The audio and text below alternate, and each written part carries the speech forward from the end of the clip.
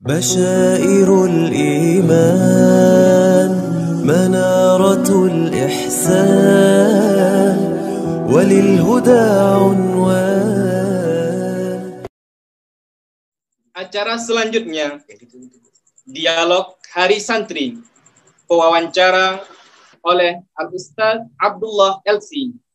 Pemateri atau narasumber dalam hal ini akan disampaikan oleh Kiai Nur Rahmat SAG MPDI. Disilakan. Assalamualaikum warahmatullahi wabarakatuh. Waalaikumsalam warahmatullahi wabarakatuh. Alhamdulillahilladzi rafa'a sya'nal ilmi wal ulama. Wassalatu wassalamu ala sayyidina Muhammadin asyrafil anbiya wa ala alihi wa sahbihi wa man tabi'ahu ila yaumil jazaa. Amma ba'du. Segala puji bagi Allah yang telah mengangkat derajat orang-orang yang beriman dan berilmu. Salawat serta salam semoga tercurahkan kepada Kanjeng Nabi Muhammad sallallahu alaihi wasallam telah mengajarkan kepada kita atas pentingnya menuntut ilmu agama dari seorang guru. Pemirsa yang dirahmati Allah Subhanahu wa taala, santri, istilah ini sudah sangat populer di kalangan masyarakat di negeri kita. Sebutan yang istimewa bagi pencari ilmu agama. Sebutan yang tidak lepas dari nilai-nilai luhur agama Islam. Pemerintah pun menaruh perhatian lebih kepada santri. Sehingga ditetapkanlah tanggal 22 Oktober sebagai Hari Santri Nasional. Pada momen seperti ini sudah layaknya kita mengetahui serta memahami beberapa hal seperti apa arti makna santri sebenarnya, apa tugas utama dari santri, apa keistimewaan menjadi santri, dan apa pesan penting yang disampaikan oleh ulama bagi para santri. Untuk dapat memberikan pencerahan khususnya kepada kita para santri tentang hal-hal tersebut, alhamdulillah telah bergabung bersama kita dalam dialog pada malam hari ini Kiai Nur Rahmat SAG MPDI, seorang kiai yang juga aktif sebagai pemateri dan peneliti Aswaja Center PWNU Jawa Timur serta pengurus MUI Kabupaten Mojokerto. Assalamualaikum, Yai. Waalaikumsalam warahmatullahi wabarakatuh. Terima kasih sudah berkenan bergabung dengan kami di dalam dialog seputar santri pada malam hari ini. Bagaimana kabarnya, Kiai? Semoga sehat walafiat. Alhamdulillah. Alhamdulillah, mudah-mudahan kita semuanya sehat walafiat, dijauhkan oleh Allah Subhanahu wa taala dari segala macam bala, dari segala macam wabah. Alhamdulillah. Bagaimana kegiatan pengajian Kiai khususnya pada masa pandemi sekarang ini, Kiai?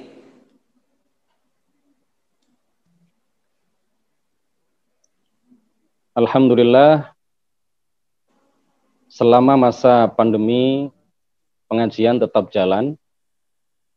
Hanya saja ada beberapa tempat yang diliburkan, tetapi kemudian dialihkan secara online.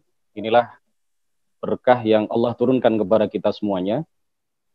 Dengan sebab corona ini, dengan sebab COVID-19, kita semuanya atau sebagian besar dari kita mulai melek teknologi.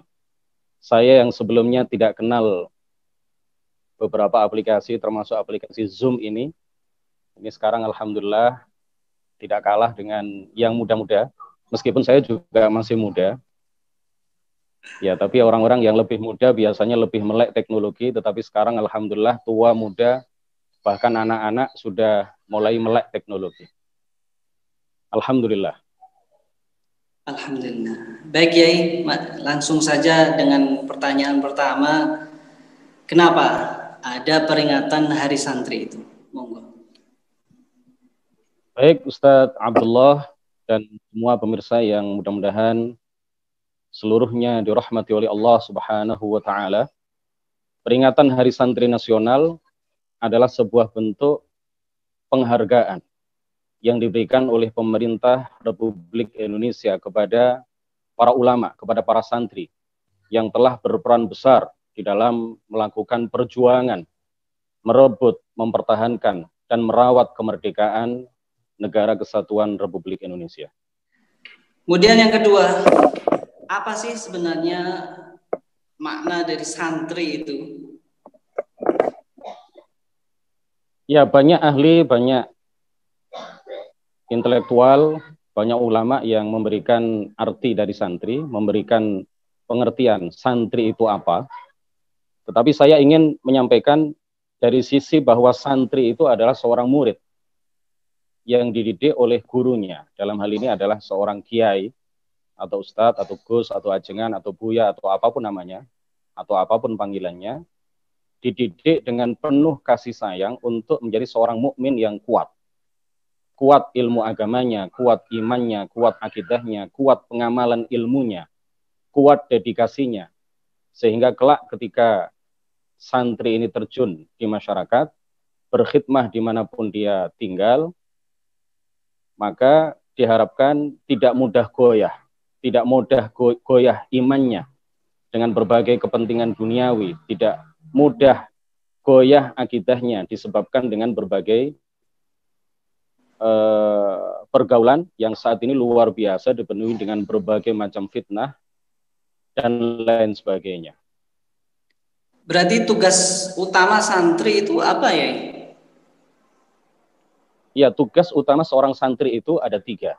Sebagaimana yang jargon selama ini kita gembar-gemborkan, kita dengung-dengungkan, yaitu thariqun ilmun wa amalun wa ta'lim.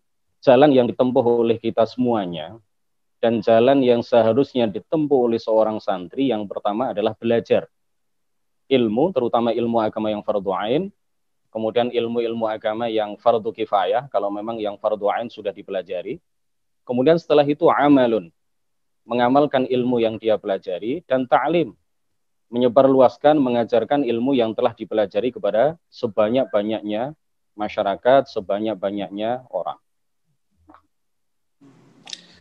Kemudian seperti yang jenengan jelaskan tadi, kan salah satu tugas utama santri itu kan mencari atau mempelajari ilmu agama. Terus bagaimana caranya ataupun seharusnya santri itu ketika mencari ilmu itu bagaimana? Iya, mendapatkan ilmu agama tidak boleh dengan hanya membaca-baca di internet, hanya membaca-baca buku tanpa bimbingan seorang guru, tanpa bimbingan seorang kiai, tanpa bimbingan seorang ustadz. Ya, jadi belajar ilmu agama itu harus dilakukan seorang santri sebagaimana yang diteladankan oleh para ulama, baik ulama salaf maupun ulama kholaf.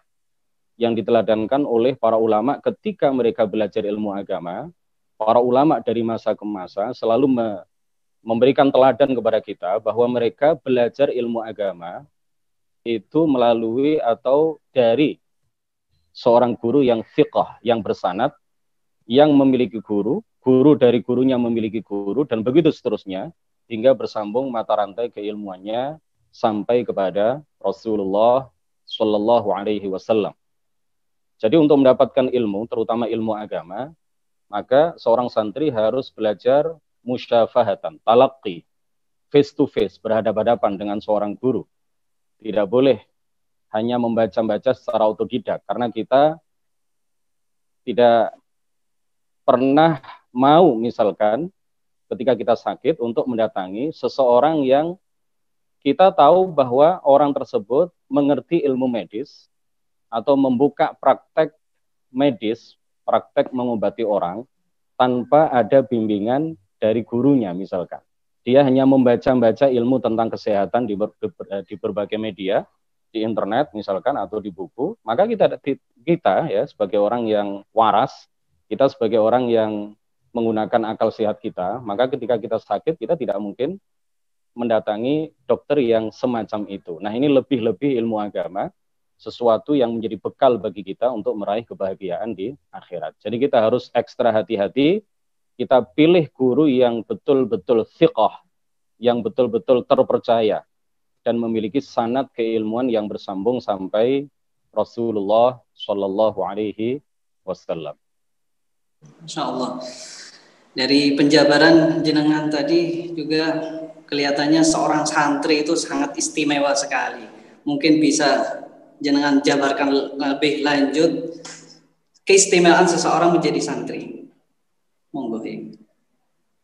Iya, seorang santri adalah seseorang yang istimewa, seseorang yang memiliki keutamaan. Seorang santri yang betul-betul nyantri dengan benar, yang betul-betul belajar ilmu dengan benar, kepada guru yang benar, dengan cara yang benar, di tempat yang benar, maka kelak ketika dia terjun di masyarakat, pasti akan memiliki pegangan yang kuat.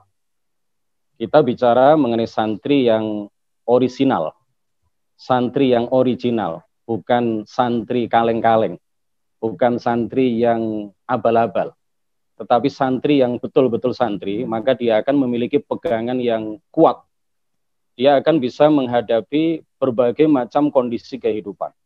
Dia akan bisa menghadapi apapun yang terjadi di masyarakat, sesulit apapun kondisinya, bagaimanapun keadaannya, maka seorang santri yang betul-betul santri akan bisa membawa diri, akan pandai menyesuaikan diri, beradaptasi dengan masyarakat sekitarnya. Dia akan memiliki pegangan yang kuat, imannya akan kuat, akidahnya akan kuat. Dan kalau seorang santri ini kelak di masyarakat dia menjadi seorang presiden misalkan, ya mudah-mudahan nanti ada alumni Syahamah yang menjadi presiden suatu saat nanti. Jika seorang santri menjadi presiden misalkan, maka dia akan menjadi presiden yang santri. Jika menjadi dokter, maka dia akan menjadi dokter yang santri. Menteri yang santri, pengusaha yang santri. Apapun profesinya, dia tetap akan selalu menjunjung spirit kesantrian. Artinya dia tidak menjadikan profesi itu sebagai tujuan. Dia hanya menjadikan apapun profesi yang digelutinya, yang ditekuninya, itu hanya sebagai sarana, hanya sebagai wasilah untuk meraih kebahagiaan abadi di akhirat. Maka seorang presiden yang santri, seorang menteri yang santri, seorang pengusaha yang santri, seorang pedagang yang santri, pasti mereka adalah orang-orang yang jujur. Mereka adalah orang-orang yang amanah. Mereka selalu memegang teguh keimanan, mereka selalu memegang teguh akidah Rasulullah Shallallahu Alaihi Wasallam. Dan yang diajarkan kepada para sahabatnya, diajarkan kepada generasi-generasi setelahnya. Inilah jika spirit kesantrian itu betul-betul tertanam kuat di hati seorang santri. Dimanapun dia berada, maka dia akan tetap menjadi santri. Seorang kiai misalkan, yang sudah punya banyak santri, maka dia tetap harus berjiwa santri. Kalau seorang kiai sudah memposisikan dirinya sebagai seseorang yang sudah membuang jauh spirit kesantrian dari jiwanya, dari dadanya, sudah tidak ada lagi jiwa kesantrian dalam dirinya, maka dia akan berhenti berproses untuk menjadi lebih baik. Artinya dia sudah puas dengan posisinya, dengan kekiaiannya.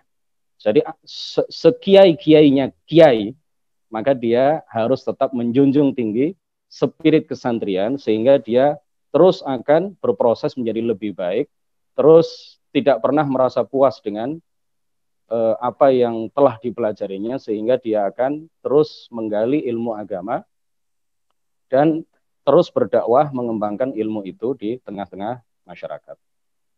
Masya Allah. Satu pertanyaan lagi ya, Yai, boleh kan? Terakhir ini. Ya, silakan. Insya Allah para pemirsa bersabar.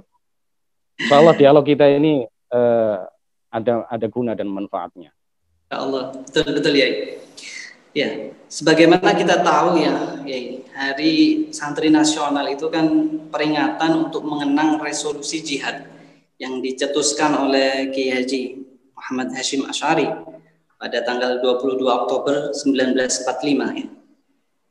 Terkait tokoh yang sangat dihormati oleh lapisan anak bangsa ini, apakah ada pesan-pesan beliau yang ada kaitannya dengan santri ini ya? Iya.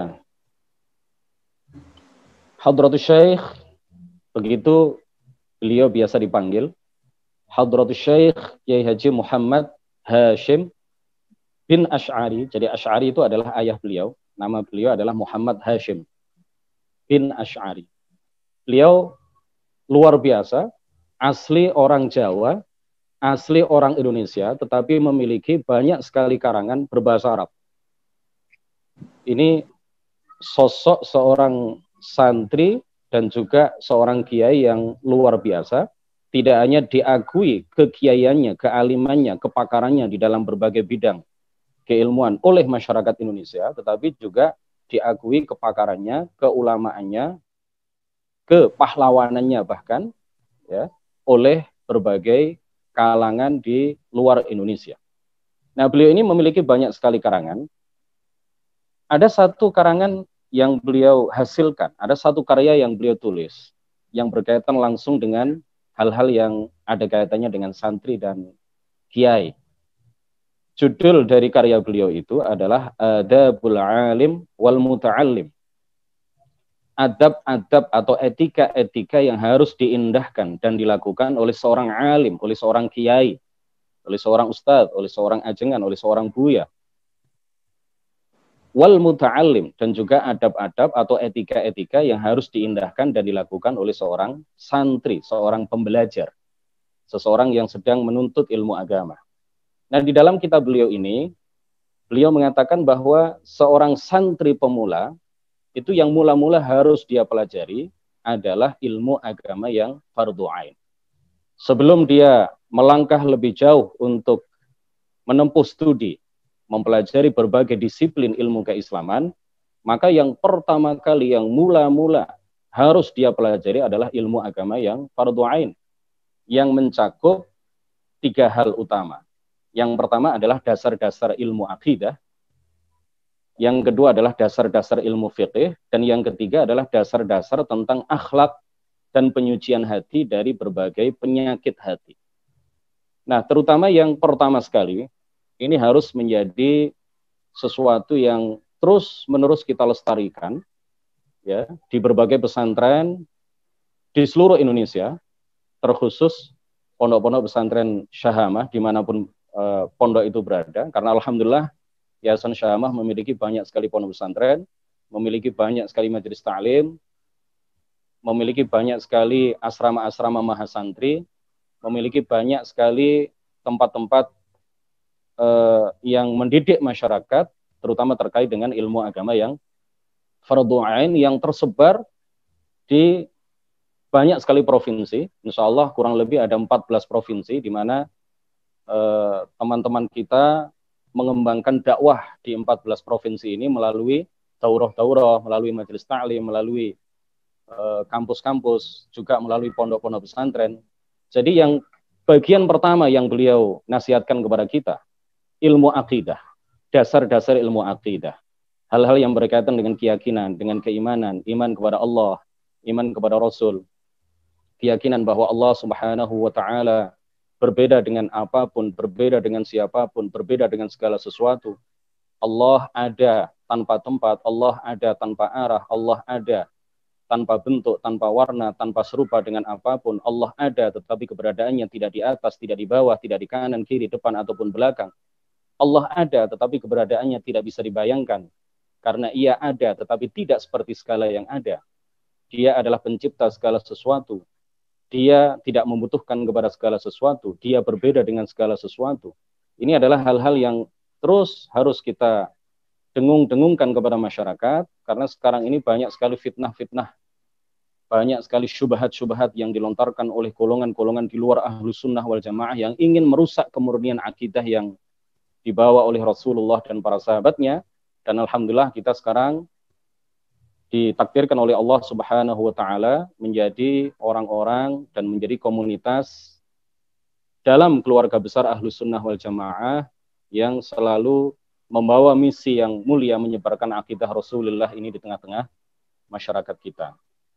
Nah, beliau di halaman 43 dan 44 di kitab Adabul Alim wal Muta'allim berpesan kepada santri pemula dimanapun dia berada, sebelum dia mempelajari kitab-kitab yang kata orang Jawa yang daki-daki, ya, kitab-kitab yang berisi ilmu agama yang fardhu kifayah, ilmu akidah yang detail, ilmu fikih yang mendalam, ilmu tasawuf yang hanya dikonsumsi oleh seorang santri tingkat tinggi. Sebelum dia belajar itu semuanya, mula-mula yang harus dia pelajari adalah kitab yang berisi penjelasan tentang ilmu agama yang fardhu ain, yaitu kitab Sulamut Taufiq yang dikarang oleh seorang alim yang berasal dari Yaman, Hadramaut. Beliau adalah Sayyid Abdullah bin Husain bin Tahir Al-Alawi Al-Hadrami. Kemudian kitab yang ringkas ini, yang berisi ilmu agama yang fardhu ain ini, alhamdulillah diringkas. Kalau kita sebagai orang awam meringkas sebuah kitab, itu mungkin hanya kita hilangkan bagian-bagian tertentu, kemudian kita hilangkan beberapa kalimat tertentu di dalam kitab itu. Itu ringkasan orang awam. Tapi karena yang meringkas ini adalah guru kita, mursyid kita, Imam Ahli Sunnati wal Jamaah di abad ini, Al-Allamah Al-Muhaddits Asy-Syaikh Abdullah Al-Harari, beliau alhamdulillah mengikhtisar, meringkas kitab Sulamut Taufiq, dan ringkasan seorang alim itu tentu berbeda dengan ringkasan yang dihasilkan oleh mahasiswa ketika ditugasi dosen untuk meringkas sebuah tulisan.